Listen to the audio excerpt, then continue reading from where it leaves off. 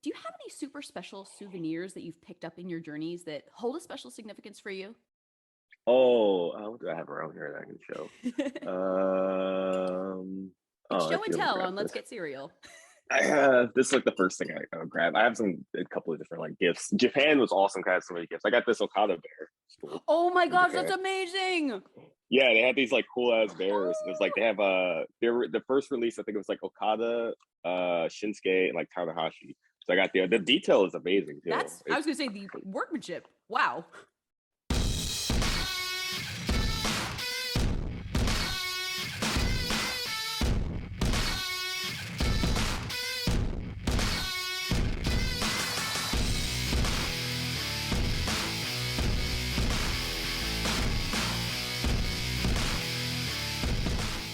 Hello, my friends, and welcome back to Let's Get Cereal, the weekly show where I, your host, Alyssa Marino, eat cereal, talk about stuff, and sometimes talk to people.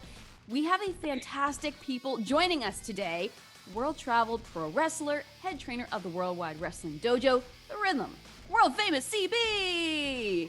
Oh, thank you for having me. Thank you so much for being on the show. How are you doing today? I'm doing good. It's in the morning. I have some cereal, getting to do a great interview, so I'm excited. It's a great way to start the day. I truly live by this. So when we were discussing kind of setting up this episode, you shared that you had two favorite cereals that you might be, selecting for today's episode, and it was between Frosted Flakes and Cinnamon Toast Crunch. So both are solid options. Yes. But which did you pick for today? I have Cinnamon Toast Crunch today. Classic. So this actually works out perfectly. I have brought some Frosted Flakes to the mix, but I decided to up the ante. And thanks to my friend Edwin, who gave me a little mini pack of Cinnamon Toast Crunch, cool. I decided to do a mashup, because why not? I mean, let's just see. I know that we had talked and you had said that you'd never tried anything like this. I'm gonna report to you and let you know how it is. So, without further ado, my friend. Okay, yeah. Let me know. All consensus. All right, let me go. It's actually not pretty bad. good? It's actually pretty good. Okay. Pour my milk. Oh, okay, cool. I've been tracking all my stuff, so I actually have it in a measuring cup today. Wow. But I like that because you can kind of get the best of both worlds. You get a little treat and some cereal. You said you hadn't had cereal in a little bit, so. Oh. It's been all oatmeal so far for breakfast. Well, I'm glad we can mix it up a little bit today. Cheers again. Cheers. So, this is a safe place. Feel free to talk with your mouth full while we're chatting. But now, while it may or may not have involved cereal eating, what did a typical Saturday morning look like for you when you were growing up? Ooh, I was a big fan of cartoons growing up, especially before it was CW. What was it? Was it WB? Mm-hmm. Yeah, like all the cartoons on there. Like there are so many good ones. I'm trying to think of the first one that pops in my mind. Because there's like over the years, like their lineup changed so much. The one that stuck out to me in particular that no one ever really remembers, but oh god, what was it called? It was like a remix of the Looney Tunes. I want to say it's called like Lunatics or something like that. Where like it's like Bugs Bunny and like Daffy Duck and like all Tasmanian Devil and Lola and like another, but they're all like superheroes in like the future or something. It was really weird. I don't think anyone remembers the show but me, but it was like really good. Like they all had these like special powers, like Daffy Duck like teleport. The Road Runner was like had super speed. Like Lola was like a psychic or something. Like it was really weird. That's awesome though. I feel like the first ones that come to mind for me are like Animaniacs and Tiny Toons and stuff like that. But no, that's a unique one that I don't actually remember. So I'm gonna have to look into that one. But okay, so we got the cartoon lineup, and then I'm sure it was pro wrestling also a part of your watching as a child. As a kid, usually not Saturday mornings. I think I was trying to think while I was growing up what was on Saturday mornings for wrestling. I don't know if anything was on actually at the time when I started growing up. But usually I would watch something like Raw and like SmackDown growing up. For sure. So aside from kind of what you like to watch and how you spent your Saturday mornings, what was CB like as a little kid? Oh, super quiet. I was very, very quiet, very shy kid. Yeah. It wasn't until I got into wrestling where I really started breaking out my shell. As a kid, I was always like really like yeah, just like really reserved, really quiet. Just kind of like kept to myself. Like I had like my circle of friends, but it was like I usually prefer to just stay in the house and kind of play video games, like watch TV, or just like spend time with my family rather than like go out like as a kid and everything. And when I got into wrestling, I started traveling and meeting different people, and this kind of with the nature of wrestling, you kind of have to learn to be like a people person too. Otherwise, you're not going to get very far because no one's going to know who you are if you never like talk to them. So it just like wrestling really helped me like kind of evolve and like break out my shell and really like uh, still be an introvert, but not as heavy. And I feel like it helps too when you know you have kind of a common interest with people. It's like when you see someone with a t-shirt of a band that you like it's a great way to kind of start a conversation because you know you have that in common. So you touched on, watching like Raw and SmackDown when you were growing up. And, we are in the midst of celebrating Black History Month, and representation in pro wrestling, I feel like, has changed from, your days as a childhood fan to today. How does it feel to know that you're part of that evolution for newer fans that are just starting to watch? I think it's really cool because I've had like fans, like young fans, like kids and stuff that have been a fan of me. It's like CB or a fan of me is Cheeseburger. Just like don't come up to me and just tell me how much of a fan they are. Or, like their parents say like, "Oh, my kid like loves you," and like they're like someone you're someone they look up to, and they see not just like a person of color, but also like a smaller person like do really cool things. So that means a lot to me that I can at least in some way inspire like even if it's just like a handful of people to believe in themselves or just maybe give them that distraction from all the stuff going on in their daily life, or like they can see one of our matches and just kind of like enjoy themselves for like a few minutes, or be a part of a show that they enjoy for a few hours where they kind of forget about all the problems like going on in their life. It's definitely, especially in this day and age, it's nice to have like that little escape kind of moment Yeah. within pro wrestling, within entertainment. And I'm sure like there are more than a few kids who are out there and seeing you as an inspiration. But for you, I mean, you had an early passion for pro wrestling. You started training at the age of 17. So Yes. what was really the driving force or some of like the inspirations that you saw that led to the decision to take those first steps into the ROH dojo? It was mainly I was like such a fan of wrestling like, as a kid. Like I grew up watching it with my dad, and as I got older, I think everyone kind of has that period. Especially I usually feel it's like around high school where people kind of like stop watching wrestling. They're like, oh, like that's not like cool anymore, or like I don't enjoy it as much. So I got back in. I stopped watching it throughout most of high school, and then my junior year of high school, I got back into it, and I fell back in love with wrestling. And that year, I saw a commercial for the ROH Dojo, and I didn't even really know like how people became wrestlers. I didn't even know like wrestling schools were a thing. It was just like, oh, these are people on my TV, and that's that. And I never gave any thought of like how they came to be. But I saw a commercial for it, and I was like, oh, cool, that's like nearby me. So I kind of thought like what I want to do with my life. At junior year of high school, you kind of have to start figuring out like what you're going to do. You're going to go into the workforce, or you're going to go into college, things like that. And I just decided like, hey, I really love wrestling, and this is something I want to be a part of. So I went to the ROH school for a meeting and met with the trainers who were Delirious and Daisy Hayes at the time, and we talked, and I signed up at October 2010. There wasn't really like one moment that kind of like inspired me to go, but it was just kind of a culmination of my love of wrestling in general.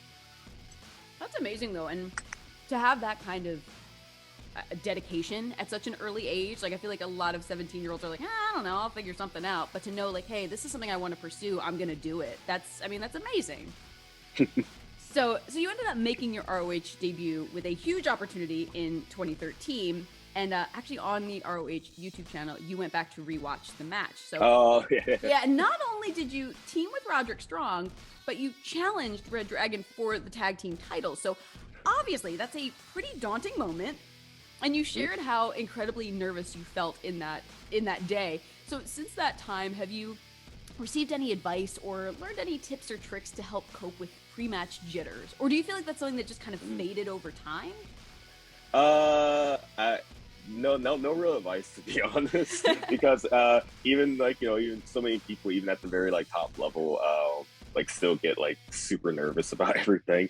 I think being nervous is like good because it means you like really like care about the performance and you care about it being good and you care about putting on a good showing. Um, I don't really get nervous now at like independent shows. Not, and that's not because I don't want to put on, like I'm not nervous about not putting on a good performance or anything. But I'm just like, well, like a lot of these shows aren't being like filmed and everything, and like yeah, the crowds are small, so it's like I'm not as nervous about messing up. I'm like, oh, if I mess up, I can just like fix it, and the stakes are like very low. I'm confident enough in my ability where if something goes wrong in a match, I know I can get it back on track.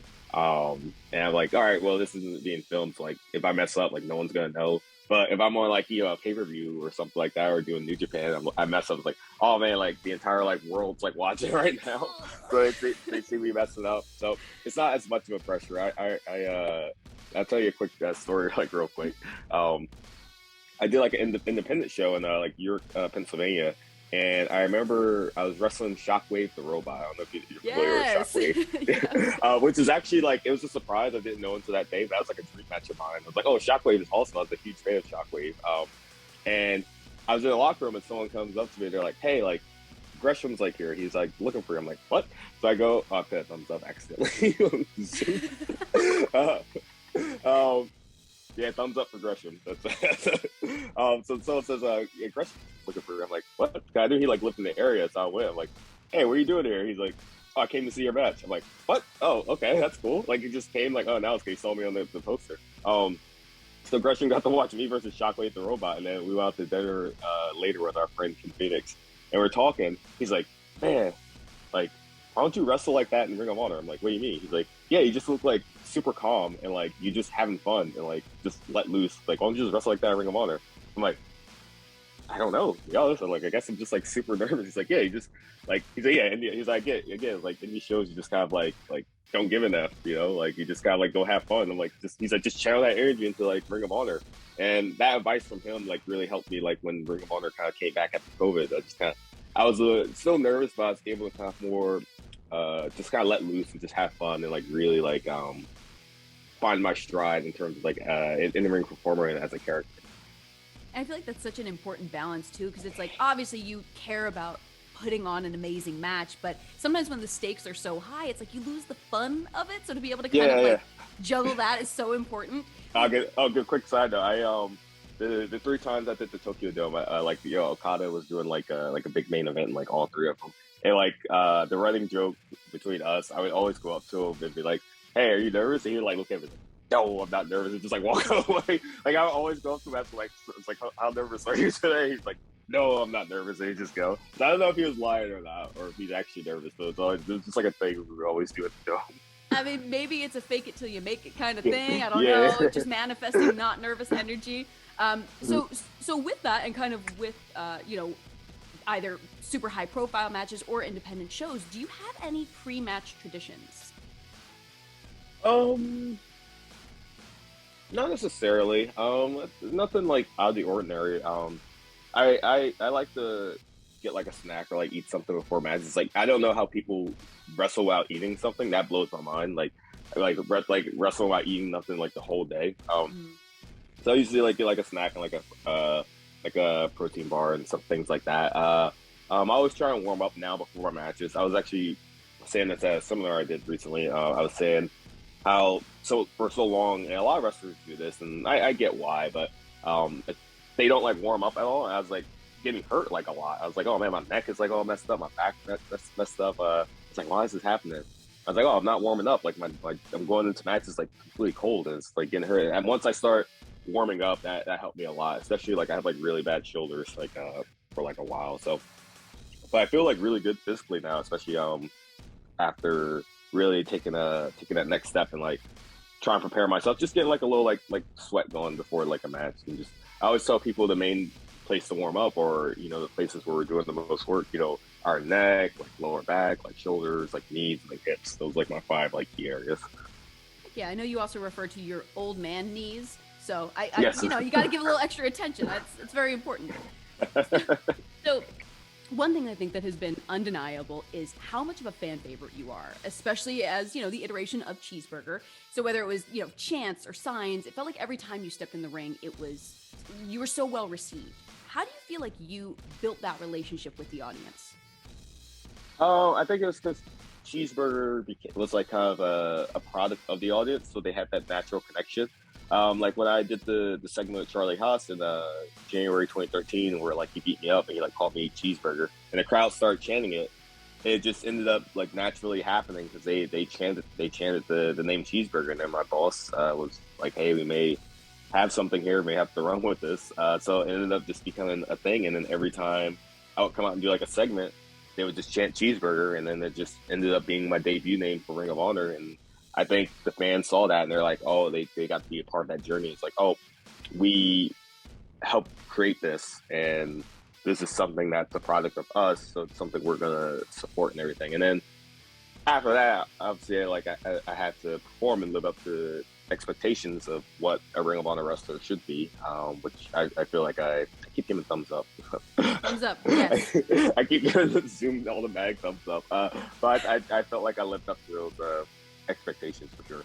Well, thumbs up to that, absolutely. So on the flip side of things, we know the past, 2 or so now years have held a lot of uncertainty. So how did you have to shift things when it came to close studio tapings with Ring of Honor?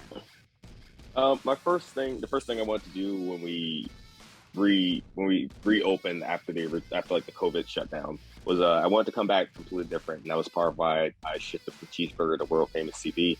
I didn't want to come back just doing the same thing I had been doing, because I had been Cheeseburger at that point like 7, like 8 years, and I achieved a lot of success with it.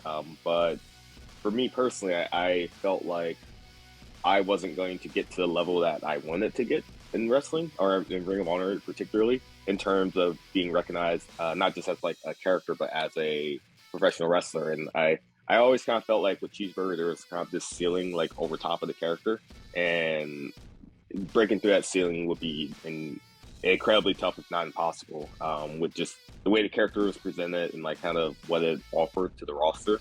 So the pure division was coming back. So technical wrestling is by far my best ability, and this thing I love doing the most. It's the thing I love to teach my students the most. So I was like, all right, I really want to shift my focus to showcasing my technical wrestling ability, and I want to create a character that can still be fun, but still kind of showcase a little bit more of the serious side. So that's kind of how I came out with world famous CB. And I think being able to reintroduce the character in front of, and on the flip side of for me personally, I feel like having no fans helped me kind of reestablish the character, because people were kind of just able to see it from like a blank like lens, if that makes sense, or from a blank slate, rather than like coming out the first time as a new character and like say fans like automatically like chanting like Cheeseburger and just kind of like having that effect on the character. I was able to just kind of have like a blank slate and kind of keep the character rolling as I saw fit, without having to kind of worry about the fan reaction. And then once the character was established, by the time it was reintroduced to fans, I think fans were able to have an understanding of what it was, and that this was a different character than Cheeseburger. Yeah, because I feel like, they say that the audience is kind of like another participant in a match because of how much of an influence they can have on things. So yeah, to have the ability to kind of forge your own path as this new persona is so important. Heck yeah. It's like, do you remember when, this is like a bad example, but for example, do you remember when Albert or Matt Bloom, he re-debuted as like Tensai, and they just immediately started chanting like Albert at it, and everyone's like, this character is like dead in the water. Similar thing, like similar to that. Definitely could have been a much different path for world famous CB. So okay, right, yeah.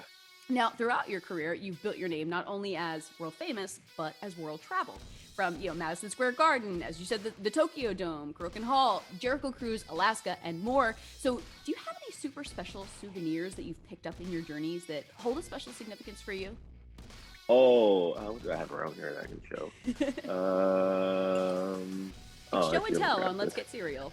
This is like the first thing I grabbed. I have a couple of different like gifts. Japan was awesome. Kind of so many gifts. I got this Okada bear. Cool. Oh my gosh, that's amazing! Yeah, they had these like cool ass bears. It's like they have the first release. I think it was like Okada, Shinsuke, and like Tanahashi. So I got the detail is amazing too. I was gonna say the workmanship. Wow. So I have this. I have a Liger one too, but that one I keep that one at the dojo. But that one, that the bears were cool. I got like a lot of like really cool gifts from like fans. A lot of them are at the dojo now, so I don't know how much of the stuff I have here.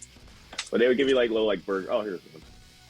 Like little like little like burger gifts like this and stuff like that, like keychains and all that. Awesome.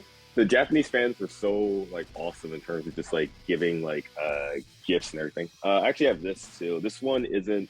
I didn't get this one, but Layla Hirsch got this for me from Japan. Oh, that's a little like Liger figurine. Yeah, Layla. Wow. She came back from her Stardom tour. She's like, "Oh, I got you this Liger gift."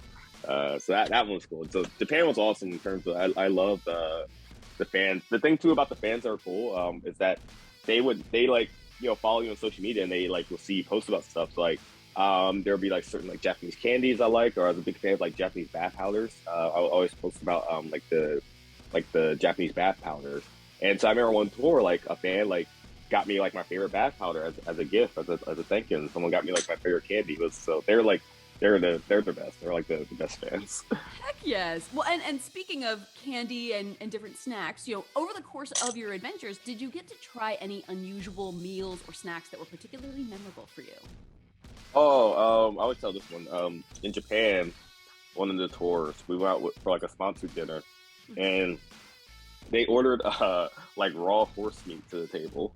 It was it was like a plate of like it's like a tiny plate with like these like really thin strips of like raw horse meat, and in the center was like garlic and like this some kind of like sauce. So you would like get like a strip of like the meat, you put like some garlic in it, kind of like wrap it up and like dip it in the sauce, like eat it. So I tried it and it was weird, like not like bad, but it was just kind of like very, because the meat was like raw, it was just like very like mushy, and then really like the texture was weird, and it didn't really have any like flavor. Like all the flavor came from like the garlic and like the sauce. So I didn't really enjoy it in particular. Interesting, but what an experience, Yeah, very very strange.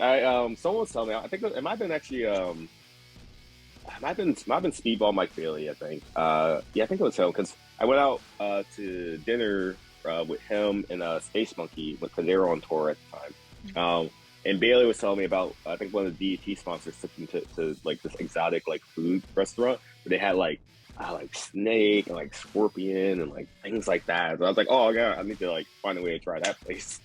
Yeah, would you consider yourself kind of an adventurous diner?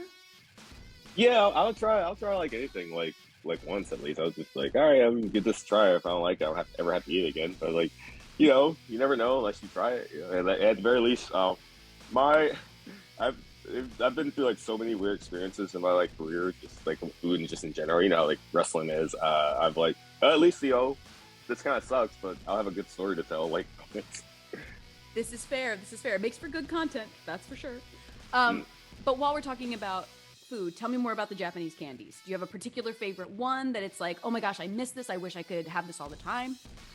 Oh, I forget the name of it in Japanese, but it's like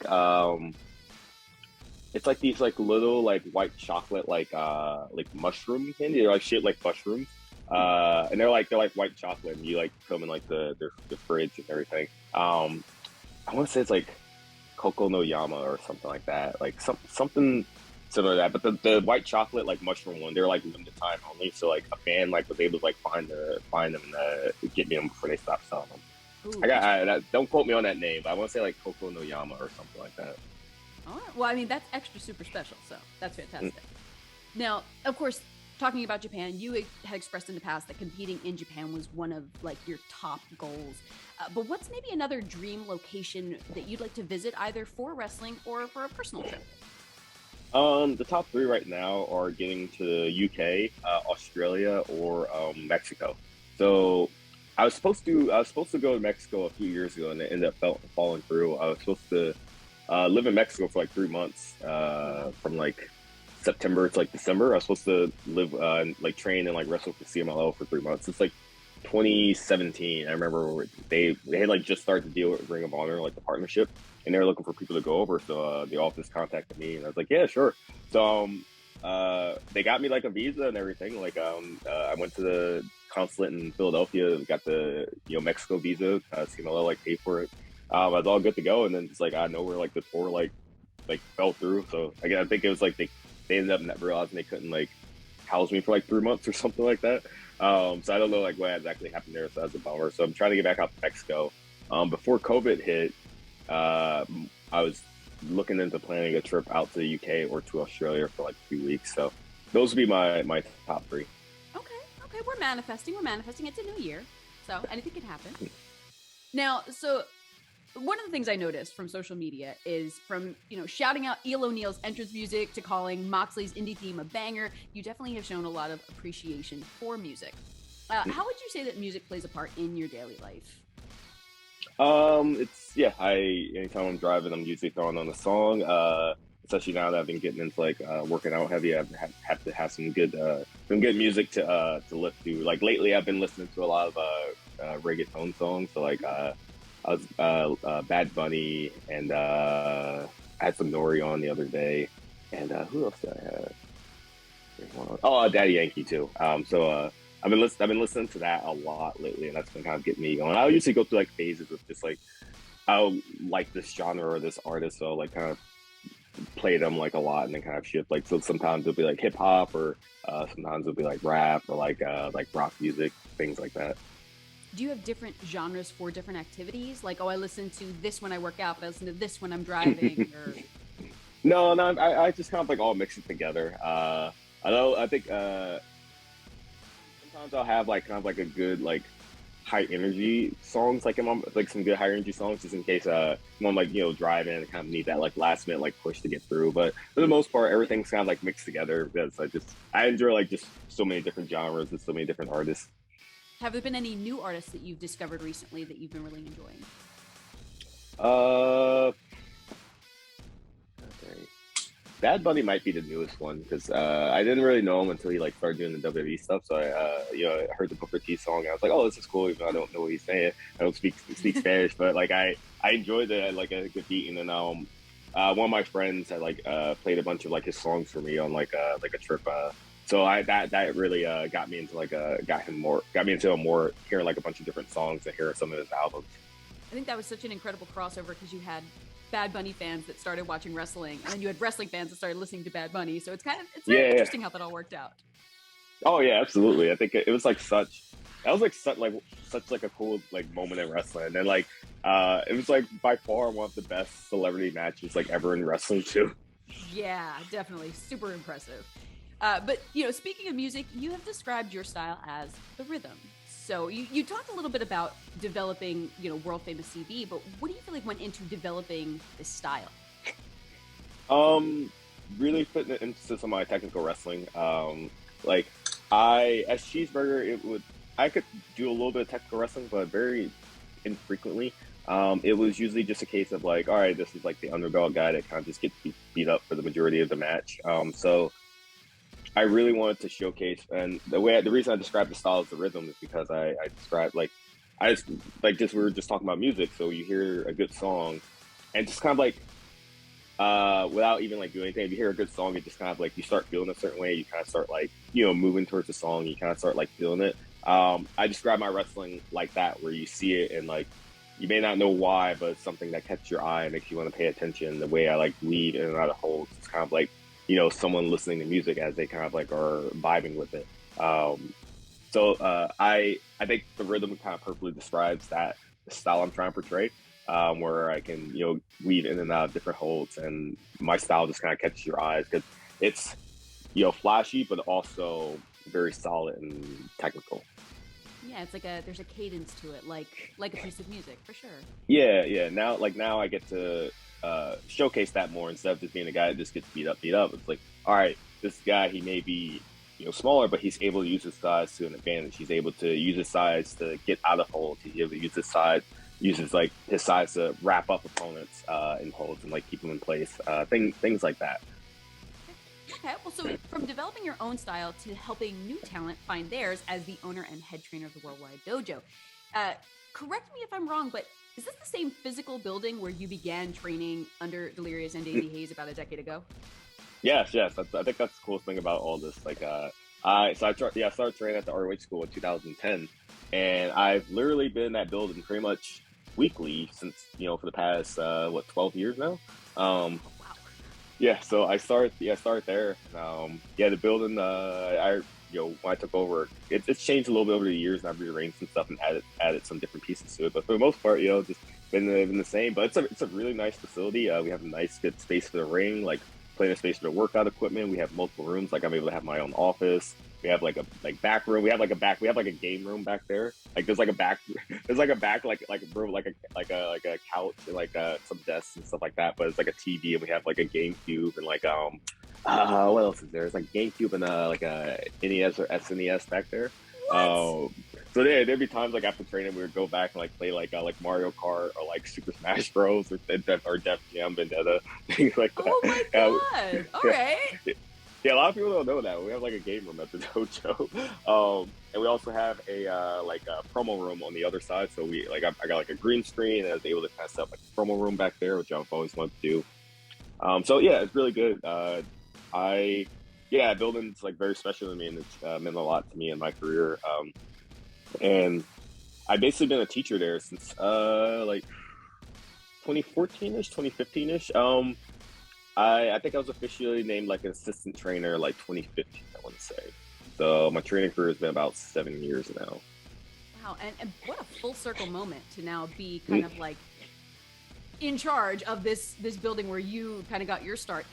So what has been the most rewarding part of that experience for you? Oh yes, so the most rewarding experience of being a trainer, it's been just like mainly getting to see my students like prosper and succeed. So I've had so many students like come through that have gotten to do cool stuff in wrestling. They'll just like name a few names like Eli Isom and Ryan Mooney. Now they were both signed to Ring of Honor contracts, and I got to do like a trios group with them with ROH as the Shinobi Shadow Squad. And that was like super cool getting the tag team with two of my students and getting to do some cool stuff. And the three of us walked out at Madison Square Garden together, and like that was just like a cool moment. Another one of my students, Stella Gray, she was like 2 years into her wrestling career and got to wrestle at Madison Square Garden that same day. I was like, man, you're like it's like just insanely insanely like lucky to have this happen. So like we all took like a big group picture, like my students, like the kind of like some of the old people at the ROH dojo as well. We all took like a nice group picture from there. And just like a bunch of different people like Wheeler Yuta, I consider him one of my students. Like he had started training with us at ROH and then kept training with us at Worldwide, and getting to see him on AEW is awesome and everything. Even like I was mentioning Layla Hirsch earlier, I consider her one of my students as well, and like seeing them like getting to wrestle on TV and everything like makes me like super happy. So there's so many people that have come through, getting to see them succeed, and whether it's sign contracts places or even just like wrestling on the indies, like it's by far my favorite part. And with the students coming up, I love seeing a student that maybe like is kind of like not getting something, and then seeing that like aha moment where like things begin clicking for them, and they're like, oh, I finally like understand this, and like I'm starting to kind of get the feeling for this, and things are starting to flow really well. Certainly, obviously we were talking about this. You were so kind to make the time to chat, because I know that you have already been hard at work this morning. So with all of the kind of irons in the proverbial fire for you, what do you like doing when you actually have some downtime? Lately, I've been back playing video games again. I've been back playing Xbox. I hadn't played it for like a few months. Usually, just like watch TV or like talk with friends. Like I'll chat on like FaceTime, like Zoom with a couple of friends. And recently I've been getting back to studying different languages. So I've been getting back into studying Japanese. I've been using that some of my free time. And then I've also decided to pick up, I'm going to start trying to learn Spanish as well this year. Very nice. I'm currently doing Italian and Spanish on Duolingo. So if we can practice Spanish sometime. Oh, nice. Okay, cool. And what's kind of in your current rotation as far as Xbox games? I was playing Hades for a while, and then I beat Hades a few times. And so I started playing this RPG, Octopath Traveler, which is really fun. And now, I always find myself just going back to Overwatch. So Overwatch is usually my main game. Although, like, I stopped playing it because I was like, oh, Overwatch 2 is supposed to be coming out soon. Or not soon, but they're not updating the regular game. So I was like, I don't want to play it. But I started getting back into it again, so. You get the itch for it. You're like, let me just go back. I always find myself going back to Overwatch. Well, speaking of all of the stuff that you are up to, where can our breakfast buddies find you to kind of keep up with your adventures? You can find me on Twitter at Cheeseburger ROH. I couldn't change my @ handle because I didn't want to lose my verification. So that's still at Cheeseburger ROH. My Instagram at the world famous CB. And then you can follow my if you're interested in professional learning to be a professional wrestler. My wrestling school is in the Bristol, Pennsylvania area, about like 25 minutes outside Philadelphia. You can follow us at Worldwide Dojo on Instagram, and Facebook, and Twitter, and I'll post cool like clips of us like doing like training stuff just so people can kind of get a feel of how the dojo works and everything. So keep an eye out for that. Definitely cool training and cool seminar opportunities coming up. So friends at home, be sure to check that out. And are there any other exciting things on the horizon that you want our pals at home to know about? We have some cool stuff planned for the dojo. Check out our YouTube channel. It's the Worldwide Dojo on YouTube. I'm gonna start this isn't like out yet, but I'm gonna start like releasing some more content on our YouTube channel, like different like matches and maybe some more training and stuff. So I really want to like my goal for this year is to really bolster our YouTube channel. So I really want to start putting some content out there, especially like to showcase our students. So definitely keep an eye out for our YouTube channel. Keep an eye out and support. Go subscribe right now to the Worldwide Wrestling Dojo on YouTube right now. Thank you so much. So again, CB, thank you so much for spending the time. I'm sure our cereal is getting a little soggy by now, but this was so great kind of chatting with you, getting to know you and your story a little bit more. So until next time, my friends, continue to do your best to be your best. We will see you later.